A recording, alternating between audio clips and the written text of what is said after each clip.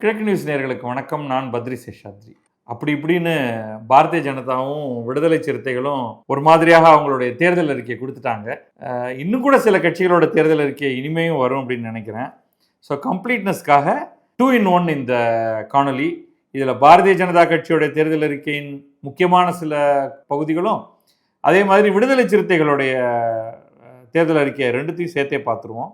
இதெல்லாம் வந்து அவங்களுடைய அறிக்கைகள்லாம் வந்து ஒரு 100 பக்கத்துக்கு மேலே பாரதிய ஜனதாவோடது வந்திருக்கு. ஒரு 40 பக்கத்துக்கு கிட்டத்தட்ட விசிகேவுடைய அறிக்கை வந்திருக்கு. ஆனால் அதோட முக்கியமான சில பகுதிகள் மட்டும்தான் நம்ம இப்போ சொல்ல போகிறோம். முதல்ல வந்து பாரதிய ஜனதாவை எடுத்துப்போம். அவங்க ரொம்ப முக்கியமாக வந்து 2 விஷயங்கள் சொல்கிறாங்க. திருப்பரங்குன்றத்தில் கார்த்திகை தீபத்தன்று தீபம் ஏற்றப்படும். அதை நம்ம சரியாக புரிஞ்சுக்கணும். ஏன்னா திருப்பரங்குன்றத்தில் கார்த்திகை தீபத்தன்று தீபம் ஏற்றப்படுகிறது. எங்கு ஏற்றப்படும் அப்படிங்கிறது தான் முக்கியம். இப்போ நமக்கு பெரிய கேஸ் நடந்தது இல்லையா, உங்களுக்கு தெரியும் இல்லையா, மலை மேல் ஏற்றப்படும் அப்படின்னு பின்னாடி சொல்கிறாங்க. உடனே திமுக சொல்லும் மலை மேலே தான் நாங்களும் ஏற்றுறோம் அப்படின்னு. மலை மேலே தீபத்தூண் என்று குறிப்பிடப்பட்டிருக்கக்கூடிய ஒரு தூண் மேலே தீபம் ஏற்றப்படும். ரெண்டாவது அவங்க என்ன சொல்கிறாங்கன்னா, தைப்பூசம் மாநில விழாவாக கொண்டாடப்படும். முருகன், இது ரெண்டுமே முருகன். தைப்பூசத்துக்கு வந்து அதிமுக ஆட்சியின் போது, எடப்பாடி பழனிசாமியின் ஆட்சியின் போது அது வந்து விடுமுறை அறிவித்தாங்க முதல் முறையாக. இதை வந்து அது மாநில விழாவாக கொண்டாடப்படும் அப்படின்னு பாரதிய ஜனதாவுடைய தேர்தல் அறிக்கையில் சொல்லுது. உங்களுக்கு தெரியும், 27 தொகுதிகளில் பாரதிய ஜனதா போட்டியிடுகிறது. ரொம்ப தீவிரமாக பரப்புரைகள்லாம் நடந்துகிட்டு இருக்கு.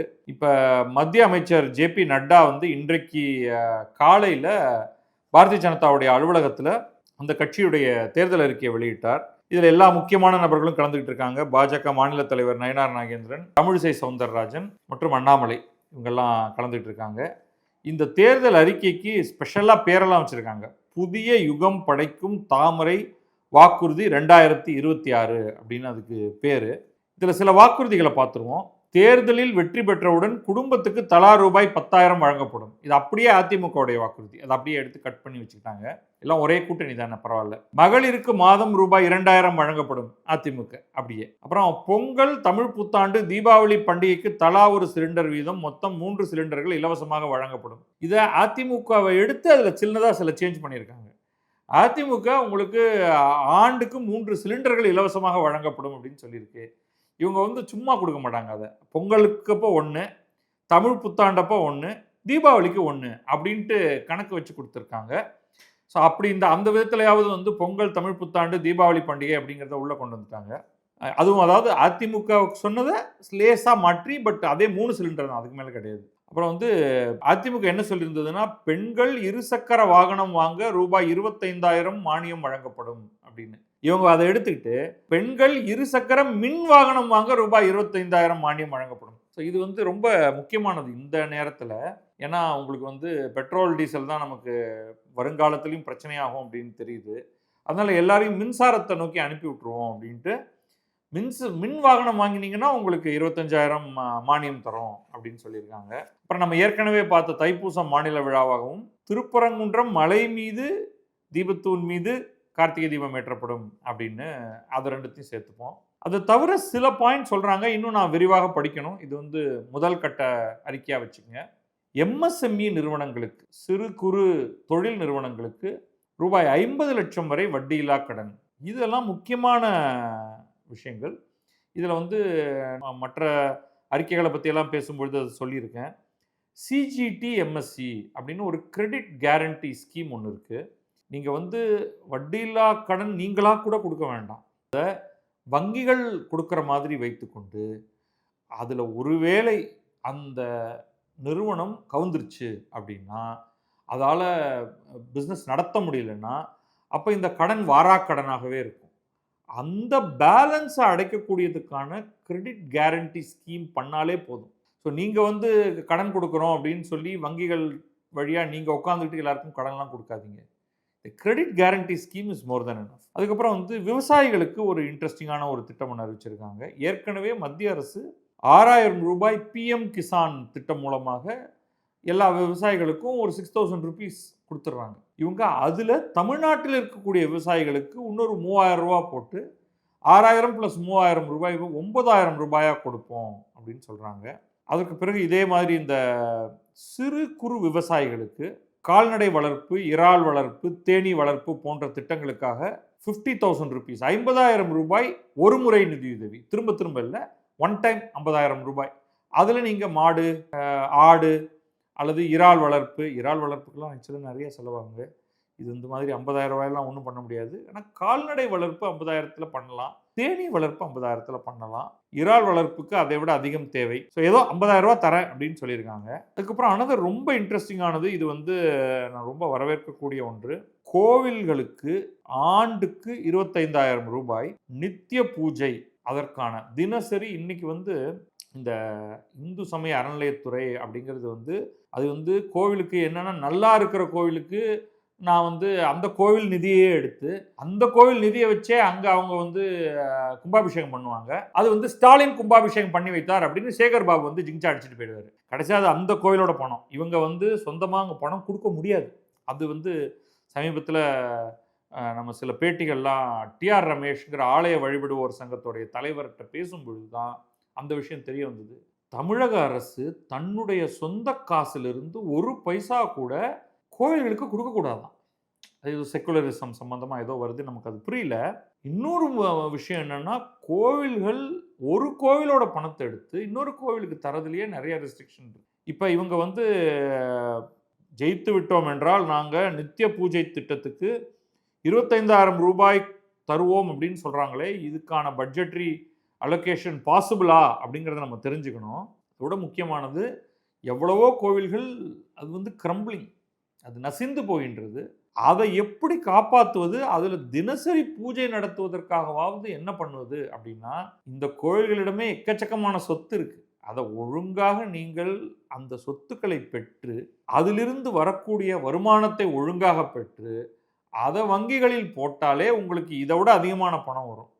ஸோ ஏதோ அவங்க அறிவித்திருக்காங்கங்கிற அளவுக்கு அதை பாராட்டுவோம். இதை எப்படி செயல்படுத்துவது அப்படிங்கிறத பார்க்கணும்.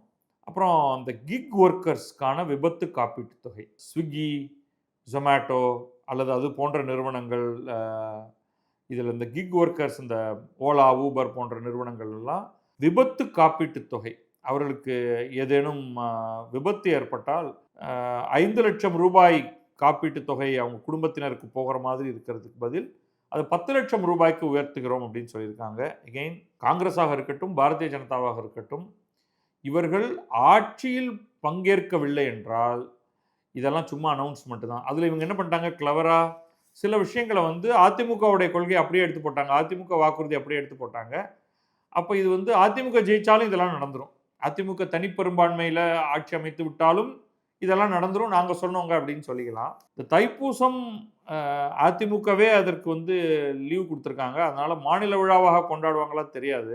திருப்பரங்குன்றம் மலை மீது கார்த்திகை தீபம், அது வந்து சட்டமே போடுறாங்களோ இல்லையோ, உங்களுக்கு வந்து ஜட்ஜுடைய ஆர்டரே இருக்கு, அதனால அது என்ன நடக்கும் அப்படிங்கிறத பார்க்கணும். மற்ற விஷயங்கள் எல்லாம் வந்து எப்படி நடக்க போகுது அப்படிங்கிறதையும் பார்க்கணும். பட் இது முழுமையாக பார்த்துட்டு வேணா இன்னொரு சீரியஸான ஒரு போஸ்ட் ஒன்று நம்ம பண்ணுவோம். இந்த மீன் டைம் விசிகே என்ன சொல்லியிருக்கு அப்படின்னு பார்ப்போம். மது ஒழிப்பு, சிறுபான்மையினர் சிறப்பு சட்டம், இதெல்லாம் வந்து அவங்க கொண்டு வரோம் அப்படின்னு சொல்லியிருக்காங்க. முக்கியமாக அவர்களுடைய கான்ஸ்டிடன்சின்னு ஒன்று இருக்கு இல்லையா, தலித்துகளை நோக்கிய தலித்து சிறுபான்மையினர், இந்த ரெண்டு தான் அவங்களுடைய மெயின் கான்ஸ்டிடன்சி. சிறுபான்மையினர் சிறப்பு சட்டம், அதில் என்ன இருக்குன்னு தெரியல, அதை இதுலேயும் முழு அறிக்கை வந்திருக்கு, அதை படிக்கணும். ஆணவ கொலைகள் தடுப்பு சட்டம், இவற்றை இயற்ற போராடுவோம் அப்படின்னு அவங்க சொல்லியிருக்காங்க. இன்னைக்கு சென்னையில் விசிக அலுவலகத்தில் அம்பேத்கர் பிறந்த நாளை ஒட்டி அவருடைய படத்துக்கு மரியாதை செலுத்தி அக்கட்சியின் தலைவர் தொல் திருமாவளவன் தேர்தல் அறிக்கையை வெளியிட்டிருக்கிறார். இங்கே 8 தொகுதியில் போட்டியிடுறாங்க. அதில் என்னென்னு பார்ப்போம். இருமொழி கொள்கை, ஹிந்தி வரக்கூடாது, 3வது மொழியாக மலையாளம் கூட வரக்கூடாது, கடலும் காடும் கனிமமும் நமதே. அதில் வந்து அதாவது ஏற்கனவே நாட்டில் இருக்கிற எல்லா சட்டத்துக்கும் எதிராக நாங்கள் போவோம் அப்படின்னு சொல்கிறாங்க. கடலில் உள்ள விளைபொருட்கள் மீனவர்களுக்கு சொந்தம், அவங்க வந்து எவ்வளவு தூரம் வரைக்கும் போய் மீன் பிடிக்கலான் இருக்கு, எல்லை தாண்டி மீன் பிடிக்கக்கூடாது. இன்டர்நேஷ்னல் பார்டர்ஸ்லாம் வரும்பொழுது சில சேலஞ்சஸ் இருக்குது. இன்டர்நேஷ்னலாக கூட போய் பிடிக்கலாம், ஆனால் இலங்கையோட எல்லைக்குள்ளே போய் மீன் பிடிக்கக்கூடாது, அது பார்க்கணும். காட்டு பொருட்களை எல்லாம் நீங்கள் எடுத்துக்கொள்ள முடியாது, சட்டம் தெளிவாக இருக்குது. நீங்கள் ஒரு ஷெட்யூல்டு ட்ரைபாக இருந்து காட்டில் வசித்தால் மட்டுமே அந்த காட்டில் உள்ள பொருள் தான் உங்களுக்கு சொந்தம்.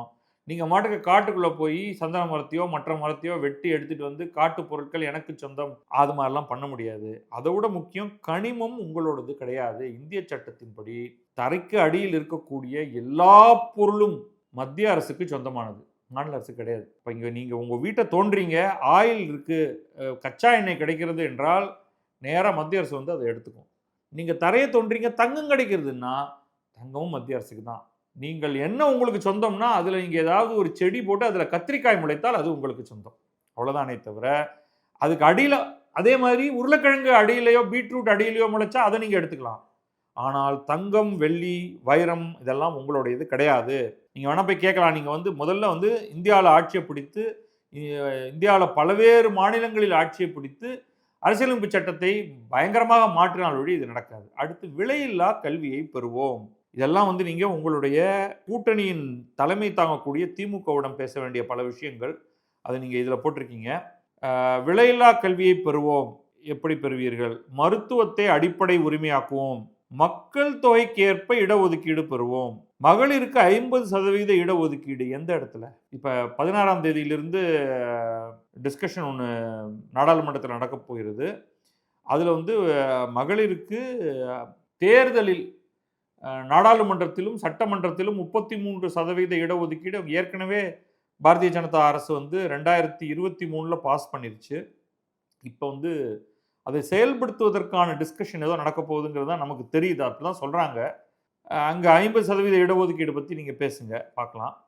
தனியார் நிறுவனங்களில் சமூக நீதியை வென்றெடுப்போம். அதாவது தனியார் நிறுவனங்களில் இடஒதுக்கீடு, அதுதான் நீங்கள் சொல்கிறது. ஸோ இது எல்லாமே வந்து உங்களுடைய கொள்கைகளாக நீங்கள் பேசுகிறீங்க. அப்புறம் உழுபவருக்கு நிலம், இருப்பவருக்கு இடம் என்னும் கொள்கையை நடைமுறைப்படுத்துவோம். இப்போ நான் வந்து ஒரு வாடகை வீட்டில் இருக்கேன்னா அந்த வீட்டு என்னோட சொந்தமா?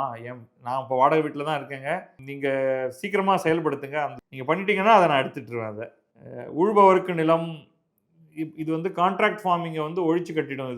இது வந்து பிரச்சனை.